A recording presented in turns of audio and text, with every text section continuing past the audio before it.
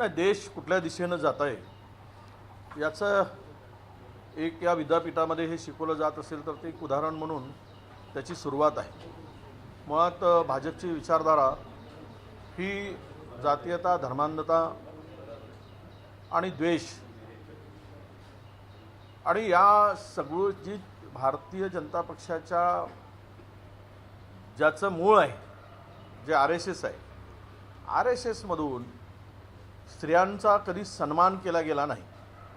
स्त्रियाचा मान सन्मान किंवा स्त्रिया शिकूच नाही अशा प्रकारची भूमिका अनेक पुस्तकातून मांडली गेली. ती मग गोळवळकर गुरुजींच्या पुस्तकात असेल किंवा त्यांच्या सगळ्या लिटरेचरमध्ये असेल. मुळात विषय असा येतो की भाजपाचा इतिहास सांगण्यासारखा आहे काय? कुठला इतिहास आहे? ना धड स्वातंत्र्याच्या लढाईचा इतिहास आहे, ना स्वातंत्र्यानंतर देश उभारणीचा इतिहास आहे. ज्यावेळेस इंग्रजांचं राज्य होतं, पोर्तुगालांचं राज्य होतं, मोगलांचं राज्य होतं, त्यावेळेस या विचारधारेची माणसं ही सत्ताधाऱ्यांसोबत होती.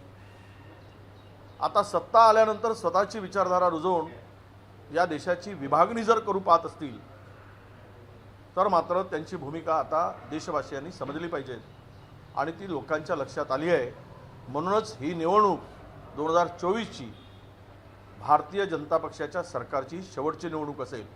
यानंतर जनता त्यांना कुठेही उभं करणार नाही हा जनतेने निर्धार आता केलेला आहे. शरद पवार साहेबांनी काल शरद पवारांनी जे सुरुवातीला सकाळी वक्तव्य केलं, अगदी दुपारी साताराच्या सभेमध्ये त्याच्यापासून घुमजाव केला, संभ्रम जो सकाळी निर्माण झाला होता तो संध्याकाळपर्यंत आणखी वाढला. अगं मी सांगितलं, काल पण मी बोललो, पवार साहेब पुरोगामी विचाराला धरून राहतील. त्यांना त्या पद्धतीनं जे दौरे करत आहेत, फिरत आहेत आणि त्यांच्या भूमिकेमागे काहीतरी वेगळी त्याची मी असं म्हणेल स्ट्रॅटेजी म्हणणार. मी काल बोललो, पण काहीतरी नक्की या दौऱ्याच्या मागे त्यांची भूमिका असेल. पण मी आता एवढंच सांगेल की पवार साहेब हे इंडियासोबत आहेत आणि राज्यामध्ये महाविकास आघाडीसोबत आहेत. ते राहतील. या त्यांच्या स्टेटमेंटमध्ये तुम्हाला विसंगती दिसत असेल तरी आम्हाला त्यातून फार काही वेगळा अर्थ दिसत नाही. मला अजिबात संभ्रम वाटत नाही.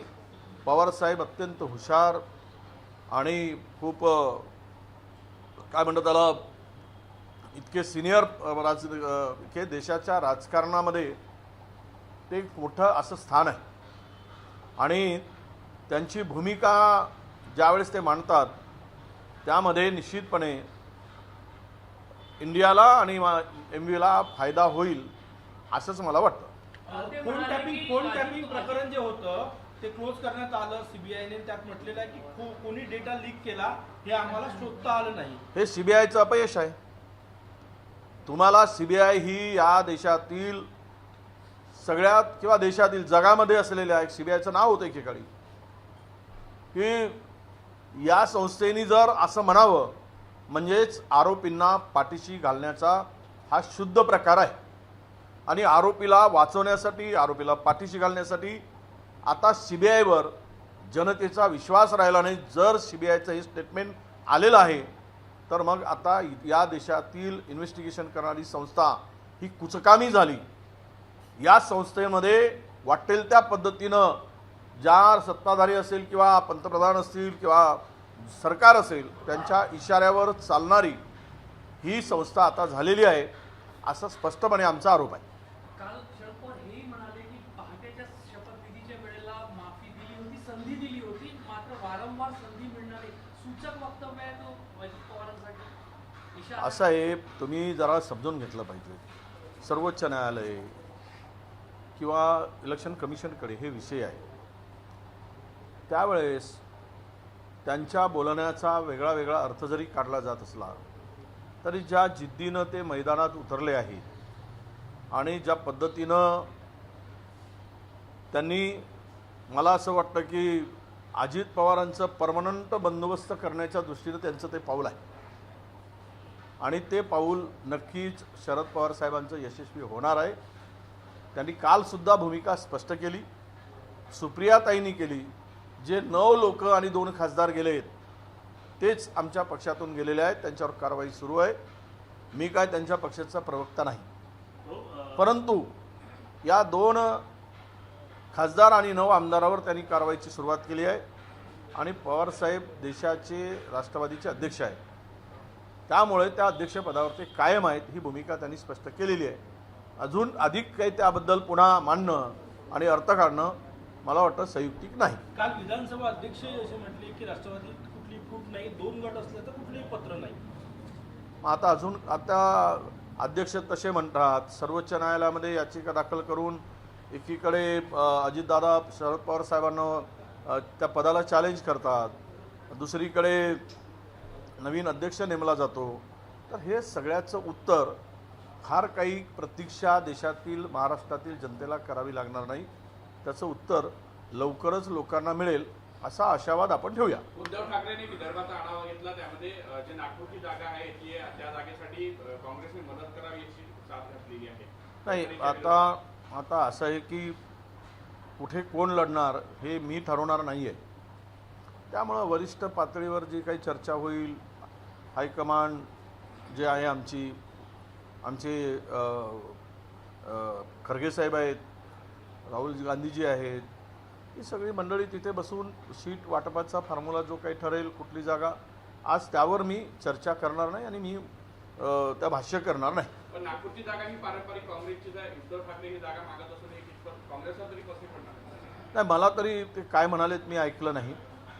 आणि रामटेक म्हटले की नागपूर म्हटले की पुन्हा काय म्हटले, त्यामध्ये मी असं ऐकलं नाही. पण असं जर काही झालं असेल, चर्चा केली असेल तर तो चर्चेतून मार्ग काढू. प्रधानमंत्री विदेश दौरे से सीधा बंगलोर लैंड किए हैं, उसके बाद उन्होंने एक बड़ा रोड शो किया है, इसरो के वैज्ञानिकों का अभिनंदन भी किया है, और जहाँ पे चंद्रयान लैंड हुआ उसको शिव शक्ति नामकरण होने किया. मैं देखिए, वैज्ञानिकों का तो अभिनंदन करना चाहिए. अगर पंतप्रधान वैज्ञानिकों के अभिनंदन करने के लिए जाते तो निश्चित रूप से हमें उसका अभिमान रहा. दूसरी बात, रोड शो में अगर वैज्ञानिकों को साथ में लेकर करते तो वैज्ञानिकों का योगदान इस देश में जो चंद्रयान 3 का यशस्वी प्रयोग हुआ, ये इसमें हम देश का मान और शान बढ़ी. इसमें हिस्सा जो लिया है, जो इनका योगदान है, जिसको हम कहेंगे कि जिनका अपार कष्ट है, उनको साथ में लेकर रोड शो होता तो बहुत खुशी की बात होती. और ये रोड शो किस कारण से है, ये देश की जनता निश्चित रूप से इसके बारे में वो सोचेगी और समझेगी. बीजेपी अभी इतिहास पढ़ाने जा रही है, क्या बीजेपी नहीं, बीजेपी का इतिहास पढ़ाने जैसा है क्या, जिसका इतिहास मुगल से लेकर तो अंग्रेज तक सत्ताधारियों के साथ में रहा, जो कभी इनके इतिहास में लिखने जैसा कुछ नहीं है, पढ़ने जैसा कुछ नहीं है तो केवल बर्बादी है तो केवल हिंसा है तो केवल धर्मांधता है तो केवल विभाजन है. और ये जिस दिशा में दुनिया कहाँ जा रही है, हमने चंद्रयान 3 का लॉन्चिंग किया, लैंडिंग हुआ, और हम लोग अगर धर्मकांड में ही विश्वास रखकर आगे बढ़े तो ये देश की प्रगति नहीं, ये देश की अधोगति होगी, इस देश की बर्बादी होगी. और रहा सवाल जिनका इतिहास तोड़ने का है, तो वो लोग दूसरों को जोड़ने का काम कभी नहीं करेंगे. तो इसके लिए अब ये मैं समझता हूँ कि अगर ये इतिहास पढ़ाने की बात होगी तो ये मोदी सरकार का ये आखिरी सरकार होगी, ये आखिरी दौर चल रहा है, तो ना इतिहास रहेगा ना सरकार रहेगी. शरद पवार साहब ने यूटर्न लिया है, कहा है कि सेकंड चांस नहीं दिया जा सकता. अजित पवार अब इतना स्पष्ट रूप से कहने के बाद भी आप उसमें फिर कहते हैं कि उनका शरद पवार साहब को बाहर निकालने का, पार्टी के अध्यक्ष को चैलेंज करने का काम अजित पवार ने किया है. इसके पहले का भी उदाहरण उन्होंने दिया है. तो जो आज उनके स्टेटमेंट के बारे में जल्दबाजी में कुछ निष्कर्ष तक पहुंचना मुझे लगता है उचित नहीं है. पवार साहब पूरी भूमिका स्पष्ट रूप से ये है, वो हमारे साथ है, इंडिया के साथ है, आघाड़ी के साथ है. अभी आने वाली इंडिया के बैठक के लिए खुद चढ़कर बढ़कर हिस्सा ले रहे हैं. अब उनके पीछे की जो भूमिका है उनके संवाद या उनके स्टेटमेंट के बारे में, तो सुप्रिया सुले ने स्पष्ट रूप से कह दिया है, वो 9 लोग जो है जिन्होंने मंत्रिमंडल में स्थान दिया गया था और 2 MP है, वो बंडखोरी किया है उनके साथ जो कार्रवाई करना है वो हम निश्चित रूप से करेंगे, ये स्पष्ट इशारा उन्होंने दिया है। हो, पावसाळ्याचा एकच महिना शिल्लक आहे, राज्यातले धरणात फक्त 38% पाणी साठा आहे, 300 मंडळांमध्ये दुष्काळी सदृश्य स्थिती आहे, काय सांगणार? चिंताजनक परिस्थिती आहे. ही चिंता कुणाला आहे? कुठला सत्ताधाऱ्यांना आहे?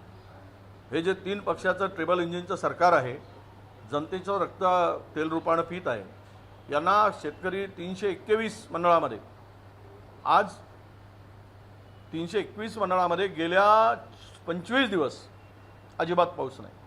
सोयाबीनचं पीक करपलं आहे, कपाशीला बिमारीनं ग्रासला आहे, कपाशी सुकते आहे, अशी सगळी पिकं खरीपातली आता धोक्यात आलेली आहे. आमची मागणी नेहमी आहे की आम्ही मागत आलो आहे या सरकारने लवकरात लवकर दुष्काळ जाहीर करावा आणि शेतकऱ्याला न्याय द्यावा. राज्याची कर्जमुक्तीची आत्ता आवश्यकता आहे. तुम्ही खूप पैसे उधळून राहिलेत. पुण्याच्या रिंग रोडवर जर 18,000 कोटी रुपये खर्च होत असतील तर मग शेतकऱ्याचा जीव महत्त्वाचा नाही काय?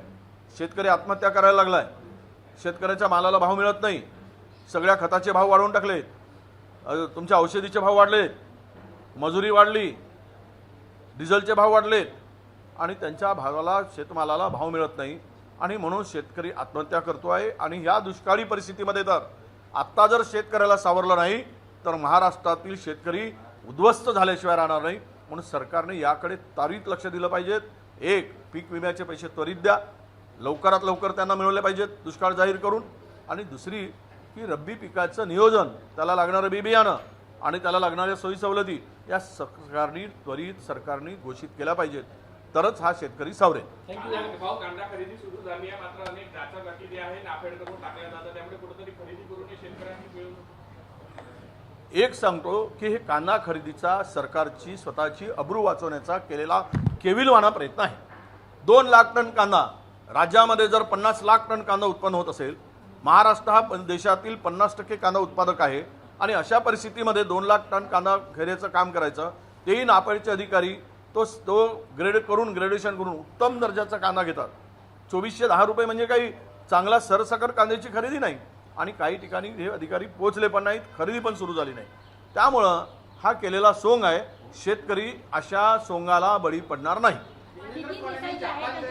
एक शेवटचा, देवेंद्र फडणवीस जापान गए उद्योग लाने के लिए, तो क्या लगता है महाराष्ट्र में किस तरह से उद्योग आ सकते हैं? अभी पता चलेगा जब आएंगे, घोषणा करेंगे कितने उद्योग आ रहे, क्या आ रहे. इनके उद्योग मंत्री तो लोग बहुत सारे इंडस्ट्री लगाने के लिए लाइन में हैं, फिर भी उनको ज़मीन नहीं दी जा रही, उनको पर्याप्त सुविधा नहीं दिया जा रहा है. बहुत सारा करप्शन उद्योग विभाग में चल रहा है. ज़मीन के बदले में पैसे वसूले जा रहे हैं. तो जब किसान जो कोई इंडस्ट्रियलिस्ट आएगा उनको अगर सहूलत देंगे, उनको तुरंत ज़मीन उपलब्ध करके देंगे, जगह देंगे, तो वो यहाँ आएगा, सुविधा देंगे, पानी देंगे, बिजली देंगे. और उनके लिए ये जो 1 विंडो की बात होगी कुछ चल ही नहीं रहा है.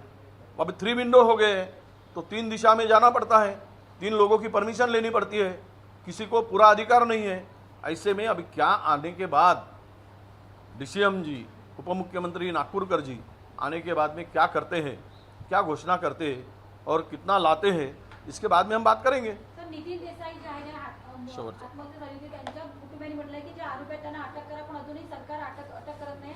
कुठेतरी सरकार त्यांना पाठीशी घालतंय का? बघा, नितीन देसाईंच्या मागे, या आत्महत्या करण्याच्या मागे जे लोक फायनान्सर आहेत ती लोक काही सत्ताधाऱ्यांच्या जवळीक आहेत आणि त्याची नावं आवश्यकता पडली तर आम्ही देऊ. त्या सत्ताधाऱ्यांना वाचवण्यासाठी हा सगळा खटाटोप चाललेला आहे. मला वाटतं की सत्ताधारी आपल्या लोकांना वाचवण्यासाठी कुठल्या स्तरावर जातील हे CBIच्या आत्ताच्या फोन टॅपिंगच्या क्लोजर रिपोर्टनुसार कळलेलं आहे. त्यामुळे न्यायाचं राज्य आता राहिलेलं नाही, तर हे सत्तेतील असलेल्या मस्तीचं राज्य राहिलेलं आहे.